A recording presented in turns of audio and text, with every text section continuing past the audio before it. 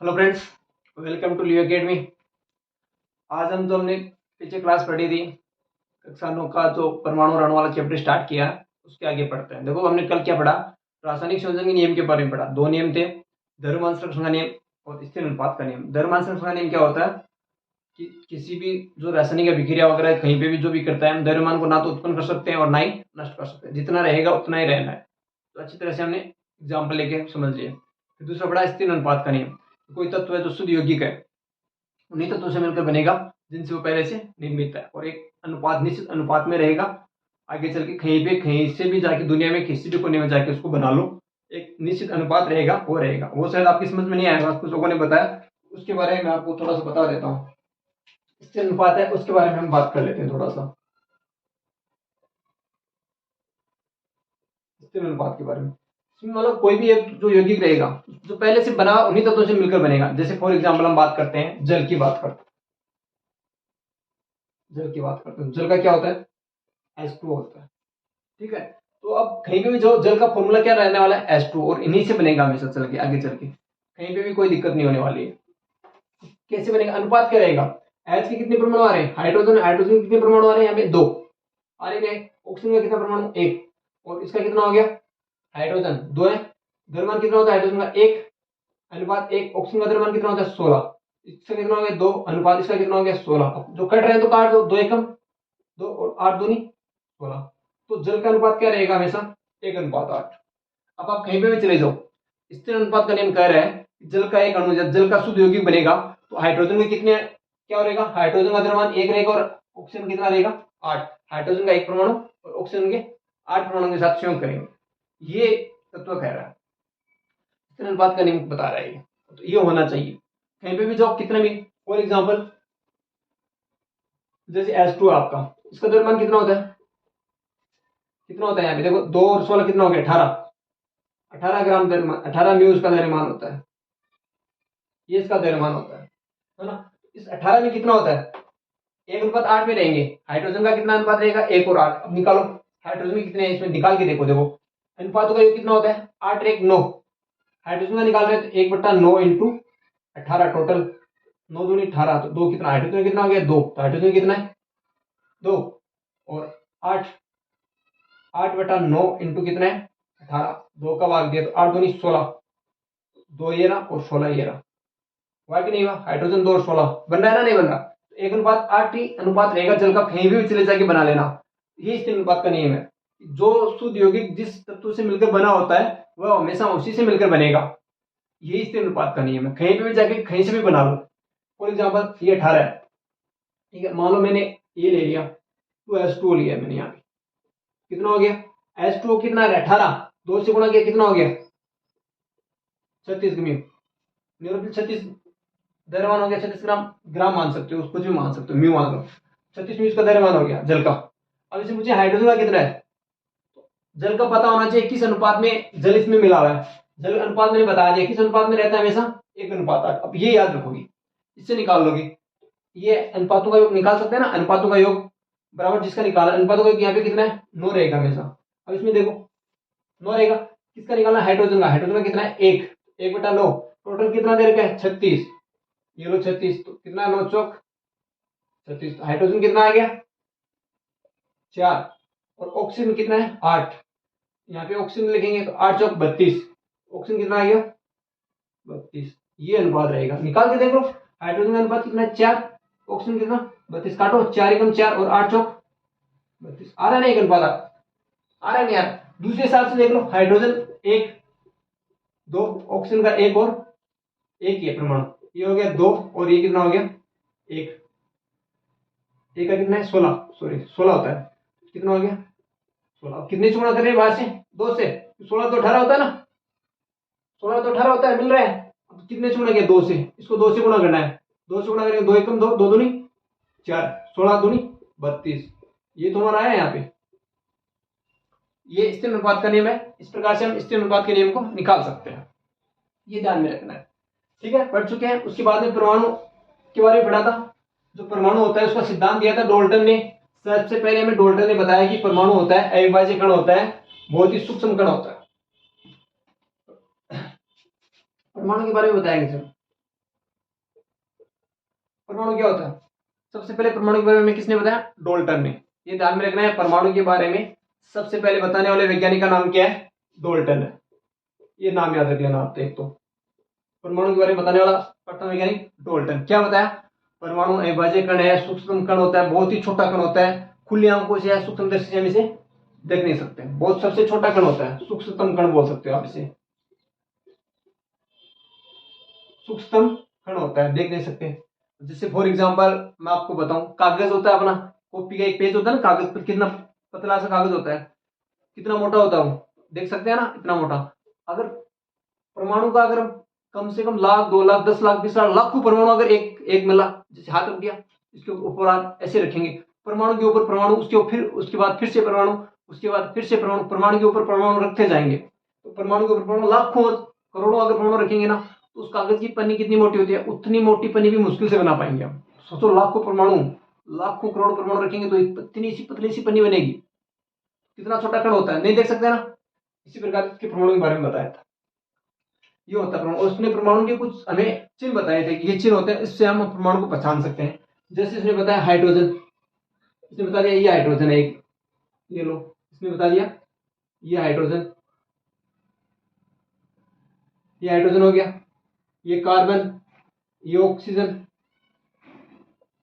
इसने कार्बन का नाम लिया, ये ऑक्सीजन का नाम लिया, इसने बता दिया ये फास्फोरस है, ये फास्फोरस है, इसने बता दिया ये प्लस का दे दिया सल्फर है, एक बता दिया ये कॉपर है,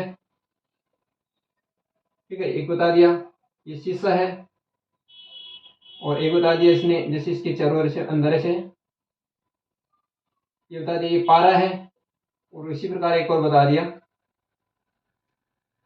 इसके अंदर जी लिख दिया ये गोल्ड है। ऐसे इसने कुछ चिन्ह, प्रतीक चिन्ह बताए थे तत्वों के बारे में, परमाणु के बारे में, कि ये परमाणु ऐसे हम इसे पहचान कर सकते हैं। लेकिन आगे चल के जब हमने इसके जो पहचान करने की जो प्रक्रिया थी इस प्रकार की, इससे हम समझ नहीं पाए। तो इसका जो सिद्धांत था कुछ हद तक सही था, कुछ हद तक जो द्रव्यमान संरक्षण का नियम है, जो स्थिर अनुपात का नियम है, उस पर सत्यता कर रहा था, लेकिन ये सक्सेस नहीं हुआ। इसके बाद में जो डाल्टन के बाद में दूसरा वैज्ञानिक आया था, एक बर्जीलियस, इसने हमें बताया था, इसने हमें क्या बताया कि जो जितने परमाणु होते हैं उसका नामकरण कैसे करते हैं। नामकरण करने के लिए उसने बताया जो अंग्रेजी का अक्षर होता है, अगर किसी के एक लेंगे, किसी का हम 2 अक्षर लेके इसका नामकरण करेंगे, ठीक है। अगर एक अक्षर ले रहे हैं तो वो हमेशा क्या लिखेंगे? कैपिटल लेटर लिखेंगे पहली पहली एबीसीडी में। अगर किसी के साथ 2 अक्षर आ रहे हैं तो वो हमेशा पहला कैपिटल होगा, दूसरा स्मॉल लेटर होगा। और कुछ के नाम उसने कलर के आधार पर बताए थे, कुछ एस के नाम पे लिए थे। जैसे फॉर एग्जाम्पल उसने बताया जैसे हाइड्रोजन, हाइड्रोजन में उसने क्या बताया? एच, जैसे हाइड्रोजन है इसका इसने क्या बता दिया? एच बता दिया, कैपिटल है। जैसे कार्बन है, कार्बन में इसने क्या बताया? सी। मतलब अगर किसी तत्व या परमाणु का प्रतीक चिन्ह लिख रहे हो, ठीक है, प्रतीक चिन्ह लिखोगे तो हमेशा एक ही अक्षर लिख रहे हो तो कैपिटल लेटर में लिखोगे, पहली एबीसीडी में लिखोगे, एक ही अक्षर लिख रहे हो।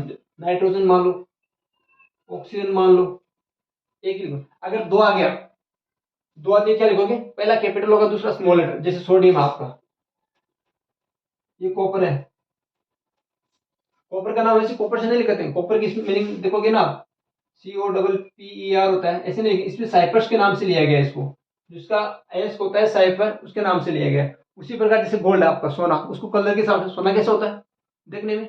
पीला होता है ना, पीला कलर, कुछ को कलर के हिसाब से ले लिया, सोना है पीला होता है तो पीले के हिसाब से ले लिया। पीले का जो उसका एस में रहते हैं, काम में लेते हैं, उसका नाम होता है एविनस, नाम से नाम होता है, इसलिए सोने को हमने क्या ले लिया? ये लो सोना ले लिया, गोल्ड, गोल्ड नाम ले लिया। ऐसे प्रकार से उसने नामकरण किया। नामकरण करने के बाद उसने बताया कि ये पद्धति वर्तमान में हमें प्रचलित है, जो हम काम में ले रहे हैं प्रेजेंट में, ये काम में ले रहे हैं। अब थोड़ा सा मैं आपको डिटेल में इसमें और बता रहा हूँ, जितने कम से कम आपको ये 30 तत्व याद होने चाहिए। कितने याद होने चाहिए? 30 तत्व है। आज मैं आपको 20 बता रहा हूँ, 20 के नाम बोल रहा हूँ, आराम से सुन लेना, क्रम वाइज याद होना चाहिए, आगे चल के काम आएगा। सुन लेना, hydrogen, helium, lithium, beryllium, boron, carbon, nitrogen, oxygen, chlorine, neon, sodium, magnesium, aluminium, silicon, phosphorus, sulphur, chlorine, argon, potassium और कैल्शियम। ये 20 बता रहा हूँ, ठीक है। अब इसमें सबके प्रतीक चिन्ह, अगर एक का है तो एक लिखेंगे, दो जैसे देखो लिख रहा हूँ यहाँ पे, ध्यान दे लेना। किसी का एक आएगा, किसी के 2 आएंगे, देख लेना। Hydrogen, helium, lithium, beryllium, boron, carbon, nitrogen, oxygen, chlorine, neon, sodium, magnesium, aluminium, silicon, phosphorus, sulphur, chlorine, argon, potassium, calcium. फिर से देख रहा हूँ, hydrogen, helium, lithium, beryllium, boron, carbon, nitrogen, oxygen, fluorine, neon, sodium, magnesium, aluminium, silicon, phosphorus, sulphur, chlorine, argon, potassium, calcium. देख लेना, 1 2 3 4 5 6 7 8 9 10 11 12 13 14 15 16 17 18 19 और 20, पूरे 20 हो गए।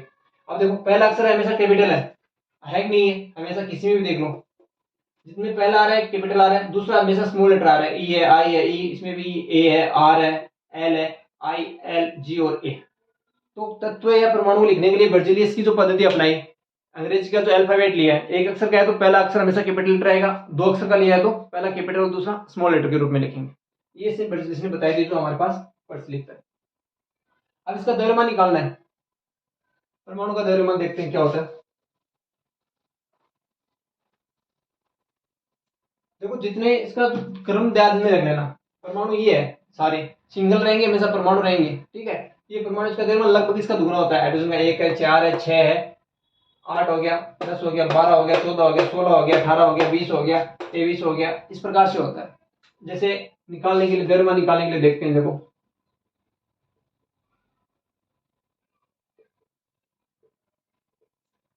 द्रव्यमान जैसे मान लो, और छोटा सा एग्जांपल ले रहे हैं, जैसे कार्बन मोनोऑक्साइड है,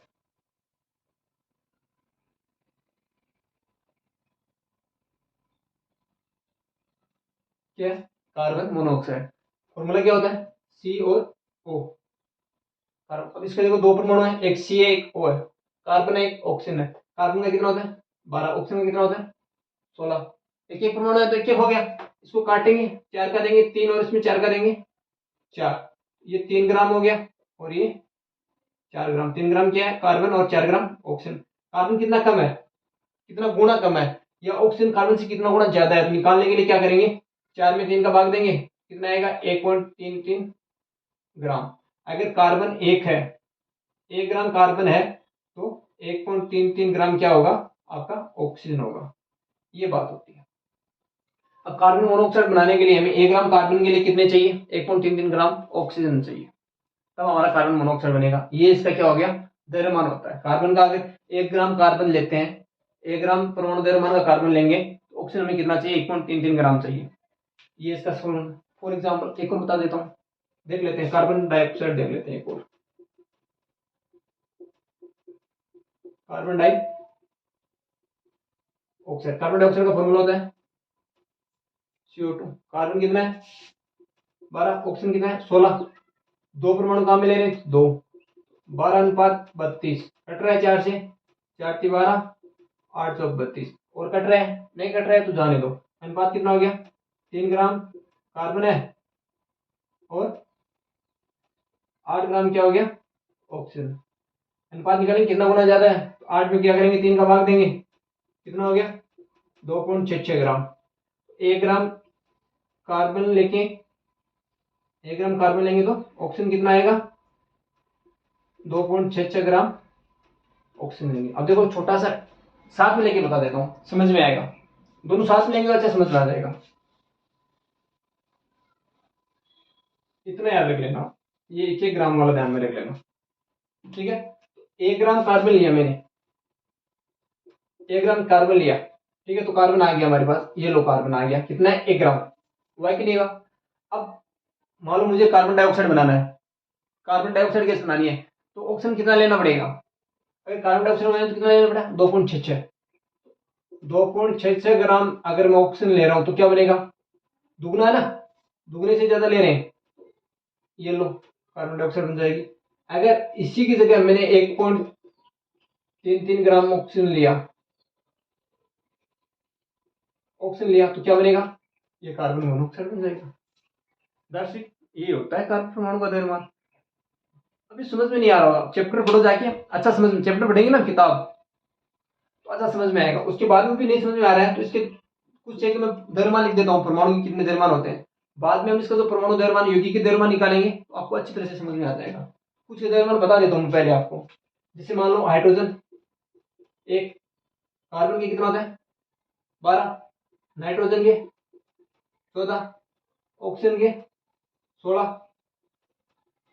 सोडियम के 23, मैग्नीशियम का 24, सल्फर का 32 और क्लोरीन का 35.5, कैल्शियम का 40। ये कुछ के द्रव्यमान बता रहा हूँ। परमाणु की याद रख लेना, छोटे मोटे काम आने वाली चीजें हैं और काम आएंगे आगे बताएंगे। तो परमाणु हो गया। अब आगे देखो क्या होता है। परमाणु पढ़ लिया हमने, परमाणु का द्रव्यमान पढ़ लिया। ये याद कर लेना, ये जरूर याद कर लेना। Hydrogen, helium, lithium, beryllium, boron, carbon, nitrogen, oxygen, fluorine, neon, sodium, magnesium, aluminium, silicon, phosphorus, sulphur, chlorine, argon, potassium, calcium. ये 20 तक याद कर लेना, ठीक है। अब इसके बाद एक छोटा सा टॉपिक और पढ़ते हैं, अणु। अणु क्या होता है, अणु और पढ़ते हैं। अणु क्या होता है, अणु क्या होता है बता सकते हो? तो दो परिभाषा बताऊंगा, दोनों काम में आने वाली चीजें। एक तो बता रहा हूं, दो या दो से अधिक परमाणु, दो या दो से अधिक, दो या दो से अधिक परमाणु मिलकर क्या करेंगे, अणु का निर्माण करेंगे। दो होंगे या दो से अधिक होंगे परमाणु मिलकर। अब ये इसमें क्या होता है, इसमें रासायनिक बंध से जुड़े रहते हैं। ये क्या करते हैं, अणु क्या रहते हैं, रासायनिक बंध। कौन सा बंध से जुड़े रहते हैं, दो तीन चीज बता रहा हूं, याद रख लेना। रासायनिक बंध से जुड़े रहते हैं, ठीक है। और बल कौन सा होता है, आकर्षण बल के आपस में जुड़े रहते हैं। इसमें क्या होता है, आकर्षण बल पाया जाता है, आकर्षण बल से जुड़े रहते हैं। बंध कौन सा होगा, रासायनिक, और बल कौन सा होगा, आकर्षण बल से आपस में जुड़े रहते हैं। ये ध्यान में रखना है। एग्जाम्पल देखो, ये क्या है, एक ही परमाणु है, एक है ना परमाणु, एक परमाणु है, तो ये क्या हो गया, तत्व है। ये क्या हो गया, ऑक्सीजन तत्व है, ठीक है। ये दो हो गया, क्या लिखा, दो या दो से अधिक तत्व है मिलकर क्या करते हैं, अणु का निर्माण करते हैं। दो या दो से अधिक क्या हो गया, ये ऑक्सीजन गैस हो गई। दो या दो से अधिक तीन भी हो सकते हैं, ये ओजोन हो गया, हो गया ना। ऑक्सीजन एक है, दो या दो से अधिक हो रहा है। एक तो परिभाषा ये हो गई। दूसरी परिभाषा देखते हैं, दूसरी परिभाषा क्या होगी, एक ही तत्व के दो या दो से अधिक परमाणु हो सकते हैं।